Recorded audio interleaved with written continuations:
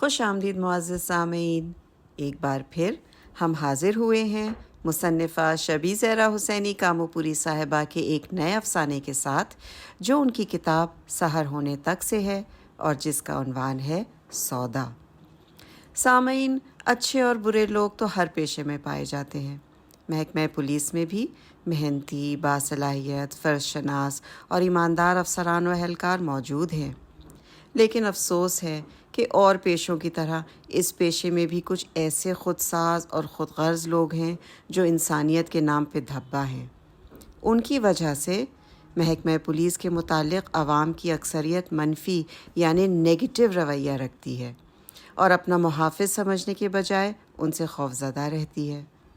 इस अफसाने में ऐसे ही एक रिश्वतखोर अफसर की कहानी है जो जुल्म के सौदे करके अपने को कामयाब इंसान समझता है। तो आइए सुनते हैं मोहतरमा शबी ज़हरा हुसैनी कामोपुरी साहिबा का अफसाना सौदा। लखनऊ रेलवे स्टेशन पर किसी ट्रेन की 2 टियर AC बोगी में सनसनीखेज कत्ल की एक वारदात हो गई थी। ये खबर मिलते ही समीर के दिल की कली खिल उठी। सुनती हो खुशबू, लोग कहते हैं छप्पर फाड़ कर दौलत नहीं आती, मगर मैं कहता हूँ कि आती है। जिसकी किस्मत में जो लिखा है जरूर आएगा, उसने खुशी व मुसरत से झूमते हुए कहा। ऐसा क्या हुआ है? बहुत खुश नजर आ रहे हो। मैं भी तो सुनूं। खुशबू, जो अभी तक अपनी बेटी को पढ़ा रही थी, उसके सामने आकर बोली। अरे बस समझ लो, वल्ले वल्ले होने जा रहे हैं। दौलत खुद मेरा दरवाजा खटखटा रही है। मांग ले, क्या मांगना है। खुशी से उसके लब भी मुस्कुरा रहे थे और आंखें भी। क्यों पहलियां बुझवा रहे हैं? साफ साफ बोलो। ऐसा खुश तो मैं तुमको खास वक्तों में ही देखती हूँ। क्या फिर कोई? इससे पहले कि वो अपना जुमला मुकम्मल करती, समीर बोल पड़ा। किसकी बीवी है? समझ गई। जौनपुर से लखनऊ आती एक ट्रेन में कत्ल की वारदात हो गई है और कातिल की तलाश का काम मुझे सौंपा गया है। और मजेदार बात यह है कि तहकीकात के दरमियान ट्रेन में मुझे एक मोबाइल मिल गया है जो कातिल की जेब से भागते में गिर गया होगा। उसमें कुछ SMS है। किसी सेठ हजारी लाल ने अपने चचा को मारने की सुपारी दी थी। 10 लाख पर सौदा हुआ था। मोटा आसामी लगता है ये सेठ हजारी लाल।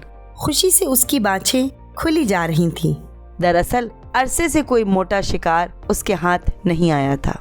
उसके बड़े बेटे कबीर की नौकरी को लगे 2 साल हो गए थे। उसका रिश्ता भी पक्का हो चुका था। घर की पहली शादी थी। समीर दिल खोलकर शानदार शादी के ख्वाब देख रहा था।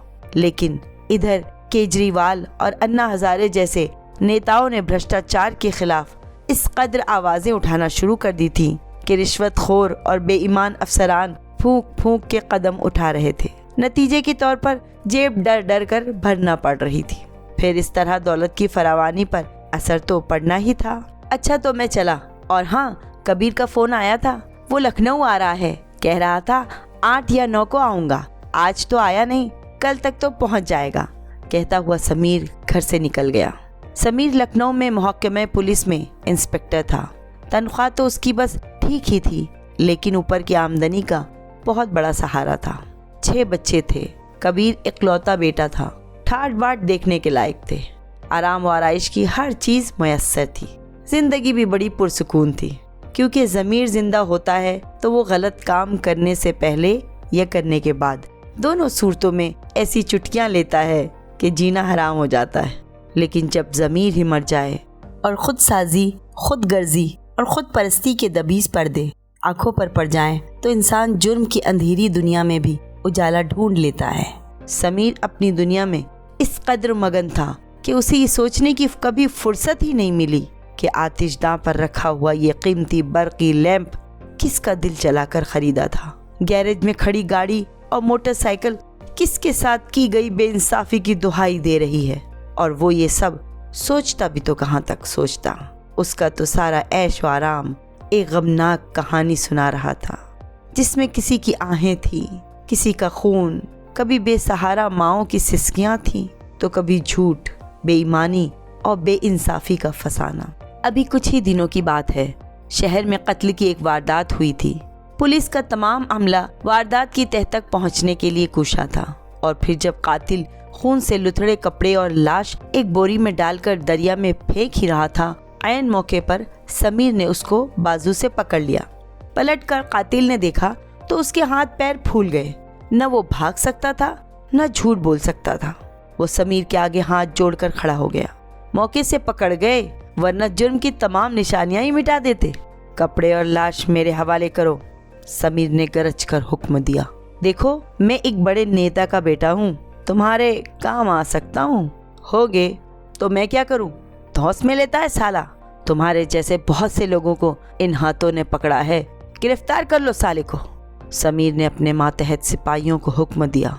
भाई क्यों नाराज होते हो, बात कर लेते हैं, तुम्हारा भी फायदा और मेरा भी फायदा, मुजरिम ने बड़ी लजाजत के साथ कहा। रिश्वत देना चाहते हो? जानते हो रिश्वत लेना और देना दोनों जुर्म है। भाई उसकी फिक्र करोगे तो जी नहीं पाओगे। मैं 1 लाख रुपया दूंगा, अपनी जबान बंद रखो। मुजरिम ने पांसा फेंका। फिर कुछ ही देर में सौदा हो गया। 2 लाख रुपये के अवज समीर ने अपनी ज़मीर को उसके हाथ बेच दिया। फिर उसे न ये ख्याल आया कि वो कौम, मुल्क और अपने पेशे से बगावत कर रहा है, इंसानियत का गला घोट रहा है, कानून का खून कर रहा है और अपने फ़र्ज से बेवफाई कर रहा है।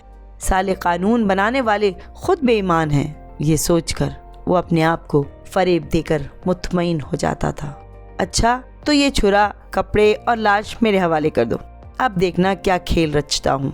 उसके अंदर का शैतान बड़े फ़ख्र से बोला। समीर अपने साथियों के साथ जीप में बैठ गया। भूखे शेर की तरह वो सड़क पर अपनी नजरें दौड़ा रहा था। उसको एक शिकार की तलाश थी, लेकिन सड़क बहुत सुनसान नजर आ रही थी। हल्का अंधेरा अभी बाकी था। रोको रोको, उसने सामने आते हुए एक लड़के को देखकर कहा। गाड़ी रुकते ही वो कूदकर लड़के की तरफ लपका। 19-20 साल का लड़का था। ये सुबह 6 बजे कहाँ से आ रहा है? समीर उसका गिरेबान पकड़ते हुए गुर्राया। पुलिस के आदमी को देखकर अच्छों की सिट्टी गुम हो जाती है। कुछ पुलिस वालों ने अपनी तस्वीर ही ऐसी पेश की है, जिनको करीब देखकर एहसास तहफ़्फ़ुज़ होना चाहिए, उन्हें देखकर इंसान खौफज़दा हो जाता है। शाहरुख भी समीर के खा जाने वाले अंदाज को देखकर बौखला सा गया। पूरे जिस्म में राशा सा महसूस होने लगा। सर, उसके हलक में कुछ अटक सा गया। सर क्या बकता है? ये तेरा साथी था जिसे तू कत्ल करके भाग रहा था। क्यों कत्ल किया उसको? कोई पुरानी दुश्मनी थी? समीर ने उसको एक जोरदार चांटा मारते हुए पूछा। सर, मैं तो ट्यूशन पढ़ाने जा रहा था। बड़ी मुश्किल से उसने अपना दिफा किया। बदमाश, हमारी आंखों में धूल झोंकता है, पकड़ लो साले को, हथकड़ी डालो उसके हाथों में, समीर ने सिपाहियों को हुक्म दिया। शाहरुख ने भागने की कोशिश की, लेकिन नाकाम रहा। फिर वो रहम की भीख मांगता रहा, अपनी मासूमियत की कस्में खाता रहा। अपनी बेवा बीमार माँ का इकलौता सहारा है। ट्यूशन करके खुद पढ़ता भी है और घर भी चलाता है। उसकी बीमार माँ उसके बगैर दम तोड़ देगी, वो दुहाई देता रहा। लेकिन समीर के सिपाहियों ने शाहरुख को दबोचकर जीप में डाल दिया। उसकी माँ उसकी आस देखती रही होगी और देखते देखते एक दिन खामोशी से दम तोड़ दिया होगा। समीर के पास सब सबूत थे। शाहरुख जुर्म कबूल करने पर तैयार नहीं था। तुम ऐसे आसानी से जुर्म कबूल नहीं करोगे। जब थाने पहुंचकर हम डंडे बरसाकर खाल उतारेंगे ना, तो नानी याद आ जाएगी। एक सिपाही ने उसको खौफजदा किया, जैसे कि अक्सर मनगढ़ंत केस में होता है। थाने में मार मार कर उससे जुर्म कबूल करवा लिया गया। इकबाल जुर्म रिकॉर्ड भी कर लिया गया। सारे सबूत पेश कर दिए गए। कैद खाने की मजबूत सलाखों के पीछे एक अंधेरी कोठरी में वो और बहुत से मुजरिमों की तरह अदालत में पेशी का इंतजार करता रहा। पेशी हुई भी या नहीं, किसको खबर। हो सकता है मर भी गया हो। गरीब था, बेबस था, ये खता ही क्या कम थी। और आज भी तो वो किसकी आरजुओं का शीश महल मस्मार करने जा रहा था। दौलत का नशा बड़ी बुरी चीज है। गुनाह के सब हुदूद पार कर लिए जाते हैं। इंसान हैवान बन जाता है। सोचने समझने की कुव्वत मस्क हो जाती है। दौलत हाथ लगने वाली है। इस दफा भी कत्ल एक सरमायादार ने किया है। आने वाली दौलत के खुशगवार और खुशकुन तस्वीर ने समीर के अधेड़ जिस्म में एक जबरदस्त ताकत पैदा कर दी थी।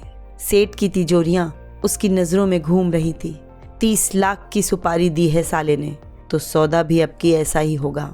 मुंह मांगा रुपया देना होगा। ये सोचकर उसकी आंखों में चमक आ गई। और सारे दिन की दौड़ धूप के बावजूद दिमाग तरोताज़ा सा हो गया। दरोगा जी, ये सामने कार, काले शीशे चढ़े हैं। मुझे शक, एक सिपाही ने उसके ख्यालात मुंतशिर कर दिए। हाँ शाहजी, इस कार का पीछा करो, इसकी रफ्तार बता रही है हमारी जीप देखकर भाग रही है। समीर ने ड्राइवर को हुक्म दिया। काफी दूर पीछा करने के बाद कार रोक ली गई। क्या बात है जी? कार में बैठे एक शख्स ने रौबदार आवाज में पूछा। तलाशी दीजिए, समीर ने रुखाई से कहा और दो आदमियों के बीच में बैठे हुए आदमी की पेशानी पर रिवॉल्वर रख दी। हुआ क्या है भाई? तीनों में से एक बोला। कहा ना तलाशी दीजिए और जो हथियार हो हमारे हवाले कर दो। चालाकी की जरूरत नहीं, वरना सबको भून दूंगा, समीर चिंघाड़ा। दूसरे सिपाहियों ने भी पिस्तौल निकाल ली। देखिए, हम मुसाफिर हैं, आपको कुछ गलत फहमी हो गई है। गलत फहमी हो गई है, कहते हुए समीर ने बीच में बैठे आदमी के चेहरे पर एक जोरदार चाटा जड़ दिया। ये मोबाइल में तस्वीर किसकी है, तेरी या मेरी? समीर ने उसे मोबाइल दिखाते हुए कहा। मुझे सुपारी दी गई थी, मेरी कोई दुश्मनी नहीं थी। उसने हाथ जोड़ते हुए सफाई पेश की। किसने दी थी सुपारी, जल्दी बोल, उसने एक और चाटा रसीद करते हुए पूछा। ये सेठ हजारी लाल, उसने अपने सीधे हाथ की तरफ बैठे हुए आदमी की तरफ इशारा किया। अरे दारोगा जी, इतना गुस्सा क्यों करते हो? दोस्ती का हाथ बढ़ाओ, दोनों का भला इसमें है। सेठ ने सुलह करनी चाहिए। भाई, मैं मानता हूँ पुलिस अफसर ईमानदार भी होते हैं, लेकिन वो मर मर के जीते हैं अपने उसूलों के साथ। मेरा तो पुलिस से पुराना नाता है, बड़े बड़े नेताओं और अफसरों तक पहुँचे। हाथ मिला लो और बोलो क्या चाहिए। 5 लाख दूंगा, मामला यहीं ख़त्म कर दो, सौदा बुरा नहीं है। 5 लाख? 30 लाख तो सुपारी के लिए दिए थे। समीर ने मोल भाव शुरू किया। दरोगा जी, ये साला मेरा काम भी नहीं कर पाया। चचा के लिए सुपारी दी थी, करोड़ों की जायदाद हाथ लगनी थी मेरे। मूर्ख ने किसी और को मार दिया। चचा बच निकला, मेरे हाथ तो कुछ ना लगा। सेठ की आवाज़ में बड़ी मायूसी थी। आखिरकार सौदा 10 लाख पर तय हुआ। समीर और उसके सिपाहियों की खुशी की कोई इंतहा नहीं थी। दरोगा जी की मूछें जो अब तक तनी हुई थी, सौदा मुकम्मल होने के बाद बिल्कुल ही नीचे झुक गई, पस्ती की तरफ। लेकिन वो अपने ख्याल में आसमान पर कमंद डाल रहा था। लेकिन ये कत्ल फिर किसका हुआ है? लाश कहाँ है? अच्छा हुआ मोबाइल मेरे हाथ लग गया था, वरना मामला बिगड़ जाता। समीर की आवाज़ में अचानक बड़ी नरमी आ गई थी। कातिल ने सारी रुदात सुनानी शुरू की। रात के 2 बजे थे, जाड़े की रात थी, इसलिए सभी पूरी तरह से ओढ़े हुए सो रहे थे। उसको बर्थ नंबर 16 बताई गई थी, जो ऊपर की बर्थ थी। टॉर्च से उसने बर्थ नंबर देखा। क्लोरोफॉर्म से भरा रुमाल उसने उसके मुंह पर रख दिया ताकि वो बेहोश हो जाए, और फिर चाकू उसके पेट में उतार दी। सबूत के लिए सेठ को लाश चाहिए थी, इसलिए उसने लाश को चादर में बांधा और पीठ पर रखकर चलती ट्रेन से कूद पड़ा। जब करीब के जंगल में वो सेठ और उसके भाई से मिला और लाश खोली गई, तो मालूम हुआ कि असल शिकार तो फिर बच गया। मारा गया तो एक जवान लड़का, जिससे गालिबन सेठ मोहनलाल ने बर्थ बदल ली थी। उम्र की वजह से ऊपर की बर्थ पर चढ़ने में उसको दिक्कत हो रही थी। लाश कहाँ है? समीर ने पूछा। चाकू, लाश और खून से भरे कपड़े सब इस जंगल में छोड़ दिए। स्टेशन से 3 किलोमीटर दूर है, एक गड्ढे में ही सब फेंक दिया है, कातिल ने जवाब दिया। रात बहुत हो गई है शाहजी, अब जल्दी करो, पहले लाश और जरूरी चीजें कब्जे में कर लो, कहते हुए वो जीप में बैठ गया। अंधेरी रात थी, लेकिन जीप अपनी पूरी रफ्तार से जंगल की तरफ दौड़ रही थी। थोड़ी ही देर में वो अपनी मंजिल पर पहुंच गए। टॉर्च की रोशनी में लाश की तलाश शुरू हो गई। जंगल बहुत फैला हुआ था, तलाश इतनी आसान नहीं थी। शाहजी, गौरव, इधर देखो, ये कुत्ते क्या चीज घसीट रहे हैं? समीर ने कपड़े की एक पोटली की तरफ इशारा किया। हाँ दारोगा जी, ये लाश है, गौरव ने हवा में गोली चलाकर कुत्तों को भगाकर पोटली पर टॉर्च लाइट फेंकते हुए कहा। दारोगा जी, ये लाश ही है, बड़ी बाज आ रही है, कमबख्त कुत्ते एक हाथ खा गए। बिल्कुल जवान है, बेकार ही मारा गया बेचारा, शाहजी ने चादर से लाश निकालते हुए कहा। साले की किस्मत खराब थी, कहते हुए समीर आगे बढ़ा। लाश बिल्कुल उसके सामने थी। उसने चेहरे पर टॉर्च की लाइट मारी। ये लाश, कहता हुआ समीर बेहोश होकर जमीन पर गिर पड़ा। अरे, नौजवान की लाश देखकर दरोगा जी बेहोश हो गए। सबको ताज्जुब था, सब हैरान थे कि वो मौत का सौदागर जिसकी सारी जिंदगी दूसरों की चमन आरजुओं को लूटते हुए गुजरी है, आज लड़खड़ा कर कैसे गिर गया। सब अंगुष्ठ बेदंदान थे, लेकिन वो भूल गए थे कि संसार के मालिक के यहाँ देर तो हो सकती है, लेकिन अंधेर नहीं हो सकता। वो रस्सी को ढीला छोड़ देता है, शायद इंसान संभल जाए, प्रायश्चित कर ले। लेकिन जब इंसान इंसान ही नहीं रहता तो कुदरत की बेआवाज लाठी चलती है। इसी बेआवाज लाठी ने आज समीर के अरमानों के महल को मुनहदिम कर दिया था। सौदा उसने आज अपने इकलौते बेटे कबीर की लाश से किया था, जो लखनऊ आते हुए कत्ल कर दिया गया। तो सामीन, ये था मुसन्निफ़ा शबी ज़हरा हुसैनी कामोपुरी साहिबा का अफ़साना सौदा। उम्मीद है आपको पसंद आया होगा। इसे लाइक और शेयर ज़रूर कीजिएगा और हमारे चैनल को सब्सक्राइब करना ना भूलिएगा। अगली बार फिर हाजिर होंगे एक नए और दिलचस्प अफ़साने के साथ। तब तक के लिए खुदा निगहदार।